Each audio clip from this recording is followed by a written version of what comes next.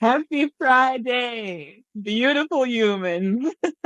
It is Donaé and Zoe. Thank you for joining us for another episode of Giggles and Chats about life and fitness. We really hope you take something away from this episode and that we are able to leave you with a little bit of food for when we do say goodbye. There's a lot of trends going around in fitness where women specifically are not wanting to do strength training anymore because it's a trend to be a Pilates princess now. So women are doing more Pilates and then only doing strength training for their lower body. And then there's women doing strength training, things like you and I. And I'm not going to lie, like sometimes I feel like some type of way about my body. I'm like, oh, people going to be like, oh, she's like a muscle mommy, whatever. Yes. Automatically, I feel like I'm this big, bulky chick, even though I'm not. Now, being a Pilates princess and a petite, tiny girl is trending. Yeah. I feel out of place and ashamed of my appearance. And that's something that I've been struggling with the last couple of weeks, maybe months even, because I was seeing this guy and he said to me, I hope that you're not going to train your upper body more. I was like, excuse me. Huh? Excuse me. What do you mean you hope I'm not going to train my upper body more? If you know me, you know I feel some type of way because of my natural build. I don't take freaking supplements to assist me in any kind of way. I've been built like this since I was little because I was athletic since I was little. Now stepping into this world where women should be small, they should be petite, they shouldn't have muscles, but they should have a big booty and thick thighs. How dare you say this to me? Making me feel like I need to shrink myself. That makes you feel extremely insecure about your appearance. And you might not even know the fact that already I have a complex about this. And now you come and you say something about it. That's why we don't offer unsolicited advice on people's bodies. Exactly. Like, And this is the problem also is that people feel so comfortable in order to say something because of the freedom of speech about the next person's appearance. Unless you are my coach, shut up. yes. I don't want Yes. your opinion. If I'm not paying you to look at my body and assess my body and help me be better, then shut up. Yeah. And I also think that women as well, like being in the gym, you're obviously surrounded by many different body types, right? Which we are all beautifully made and at the gym to work on ourselves. Otherwise, why are you here? So, like being a person that's like in shape, looking down on somebody who's overweight is disgusting. I'm like, you are here to work on yourself. Remember that there was a time that you two started somewhere. At the point, This is this person's start. Be their cheerleader. Cheer them on. Support them. Make Smile the at them gym because because that's yes, that's a big part of it. A lot of people are like, oh, I don't want to go to the gym because people are going to stare at me or people are going to look at me. And as a trainer, I used to convince my clients, I used to say, just come, you're going to be with me, I'm going to protect you, which I always tried my best to do. And I always think that I did. But you can't negate that feeling of feeling like, oh, everyone's staring at me and stuff. And it's because so many people that do stare and they don't give other people the time and the space that they need while still welcoming them. You don't have to say, hi, welcome to the gym, but just making them feel like this is a place where they can come and work on themselves. I actually client at Constantia a couple of years ago. I think I was in my third year as a PT. And she would train at 5 in the morning. She didn't want to come in at any other time because the gym was quiet during that time. She was overweight, and so she was very insecure, obviously, why she committed to an early morning session because she wanted to feel comfortable and whatever. I started training her in the studio, and then I slowly introduced her to like the cardio sections, then took her upstairs and we stayed in one corner.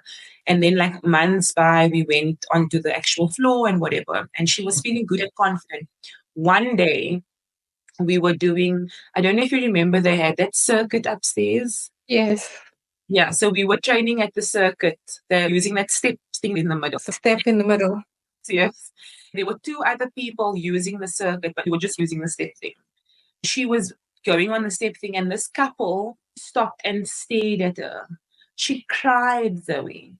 She cried. She went to the bathroom and she was like, I'm going home. She left and she never came back again. She never came back to the gym. And I was like, yes, well, it is so sad because I'm like, number one, give me credit for waking up at 5 in the morning to be at the gym. Number two, credit for putting in the effort to making the change within myself for myself, not for you. The gym is the place where I come to feel good about myself, where you now, external person, is making me feel pretty crappy about where I my life when I'm actually trying to change that around. So I definitely think that like people should be a lot more friendly in the gym. And it's something that they don't realize. Like we are not in this place to be each other's competitor. We are not in this place to compare what you are lifting to what I am lifting because Sorry, I'm having a lash malfunction. I'm going today. Twisty and Oh, I sticking hate into that. each other. It's okay. I think people need to be a lot more aware of their body language and their attitude within the gym. Like, it's rude to stare. If you're going to stare, then the least you can do is smile. They just make people feel welcome. You and I are not in the same place in our journey. My chapter 5 cannot be compared to your chapter 1. It can't. And that's the mentality that definitely needs to change, I think, in the gym community. Environment, Because it has become very competitive place. Being even PTs among each other are very spicy and backstabby type of thing. Both of us worked as trainers in commercial gyms, so we know what that is like, being competitors among PTs. But it's fun. It is fun, but at the same time, The daily gym drama. I remember when I was like, I always made a decision not to entertain like cliques. I am here to work. Don't put me into your negative conversation. And what Yes. Just keep it moving, I don't hang around in the gym when I work there. Like, because that's that's dangerous territory to be. Like, also because people's energy is like it latches onto you, and when they have this negative conversation and you're sitting in there, you feel like heavy in that conversation as well. I wanted to touch on one last thing was that people compare themselves to the next person. I see these do's and don'ts videos on Instagram. Don't do your squat like this and don't place your hands here. I just wanted to say for people starting out in the gym, like, yes, some of these videos, there's obviously a blanket rule with every exercise on 90-degree angles for movements and form, core engaged and breathing techniques. Toes, Like those, your knees. yes, like those are basic things that everybody should adhere to. But then the modification of exercises have become a don't do this, don't do this. So they take a basic exercise like a squat, for example, and they tell you instead of taking your feet here, your feet should be here. Your grip should be here. Your depth of your squat should be here. And I feel like it's important that people should know that everybody's body is built different. Just because the adjustment of my squat, I can feel my quads, hamstrings, and glutes a little bit more when I place my feet in a certain way, doesn't mean that you are going to feel it when you adjust your feet in those specific places as well. When you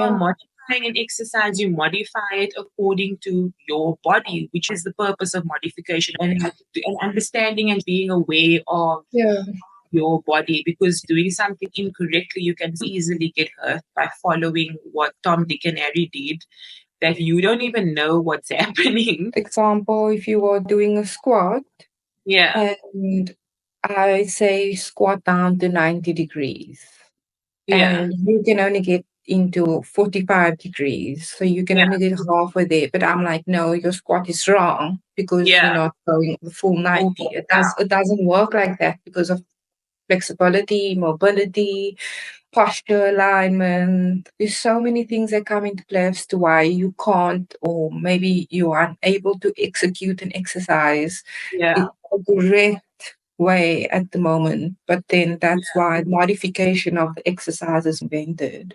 Yeah. And even just like on the squat, some people torso is longer than the next person. Some people have long legs and some people have short legs. And obviously that is going to determine Change your the dynamic, yeah. years 100%.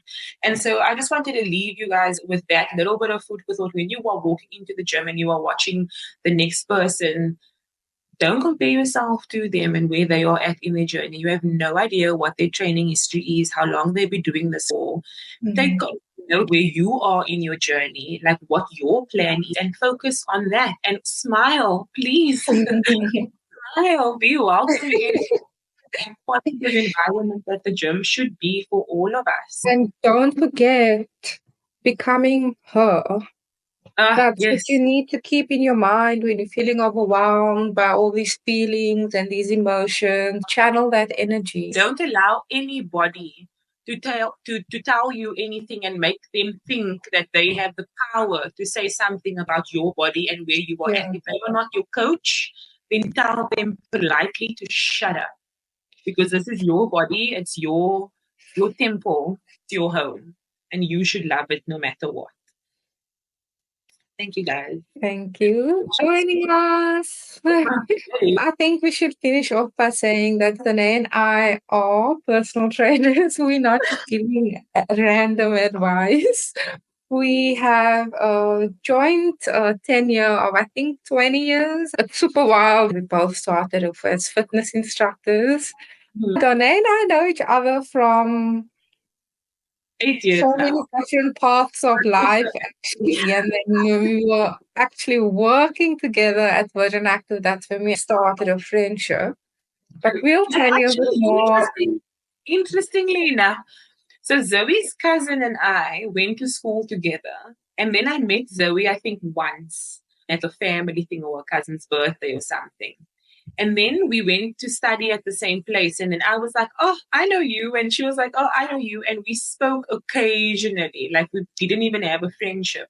Yeah. And then crazy 2 years later, we're working in the same gym. And we became friends through mutual friends. And here we are today, like 8 years. We've had 8 years of solid friendship, 12, 11 years if you're counting the broken pieces along also.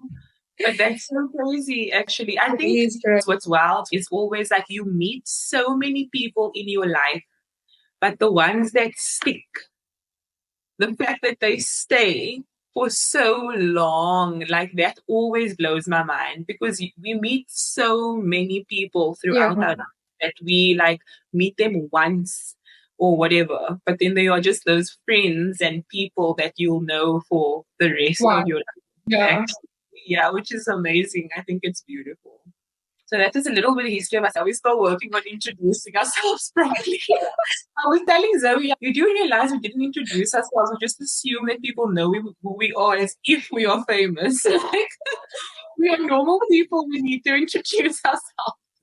If you ask anybody to introduce themselves at random, they're going to be like, what do I say about myself? Who am I?